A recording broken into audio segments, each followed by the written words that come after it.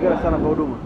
Amen. Mungu akubariki sana. Asante sana. Tamasha limekuwaje siku leo? Kwa kweli limekwenda tofauti na matarajio yangu. Nilikuwa na hofu kubwa sana, lakini namshukuru Mungu, tamasha limekwenda vizuri pasipo hofu ya aina yoyote, na sikutegemea. Kwa kweli niwashukuru watu wa Mungu wote waliojitoa kama sadaka, kama dhabihu mbele za Bwana kwa ajili ya tamasha hili.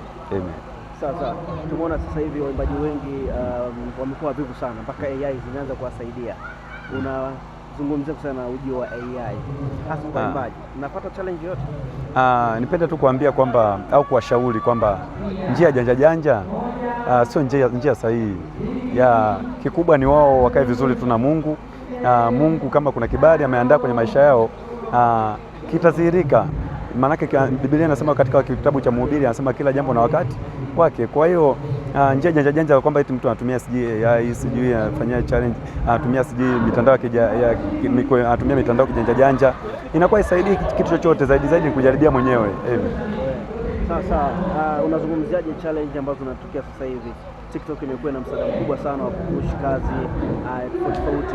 Mnanufaika vipi na mtandao wa TikTok kwenye kupush huduma zenu? Kiufupi naweza nikasema upande wa mtandao wa TikTok nimeutumia ndio, lakini sio kwamba nimeutumia ndani ya muda mrefu sana, ni ndani ya muda mchache. Kuna changamoto zilitokea upande wa TikTok platform, kwa hiyo sijaendelea kuutumia, isipokuwa kuna namna moja hadi nyingine ambapo tunapata kweli mashabiki wengi kutoka sehemu mbalimbali na wanaendelea kutufuatilia, lakini sijajua zaidi, lakini najua kwamba pia ni moja ya mtandao ambao unasaidia pia. Sasa hivi karibuni kumekuwa kuna mazungumzo mengi sana kwenye mitandao ya kijamii ikizungumza namna ambavyo waimbaji mkialikwa kuimba mnaomba au mnahubiri, mnawekea watu mikono, na mmepigwa marufuku kwamba kama umeitwa kuimba basi uimbe tu. Kwa upande wako ni sawa kuimba tu au ukijisikia kuwekea mikono unaweza kuwekea? Unazungumziaje wale wahubiri ambao wanakataza waimbaji sasa kuwekea mikono? Naweza nikasema kwamba kila jambo lina mipaka yake. Kama wewe ni mwimbaji, una karama yako ya kuimba, imba tu, usivuke mipaka. Ndio maana Mungu aligawa karama. Kama wewe ni mhubiri, hubiri tu hivyo. Sasa sofa leo, hongera sana kwa uzinduzi. Uzinduzi wako unaitwaje na tutaanza kuipata vipi albamu yako hii ambayo umeitoa? Mimi nadhani upande wa hii albamu itapatikana kwenye all digital platform.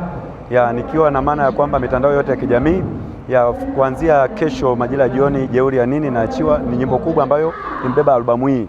Kwa hiyo kuanzia kesho jioni jiandae kuipata albamu hii iitwayo Jeuri ya Nini, ambayo inamkumbusha mwanadamu ya kwamba asijitape na dunia, bado maisha yanaendelea. Yes, hii Art Media. Sasa na follow, subscribe, comment, share, like, endelea kuwa nasi.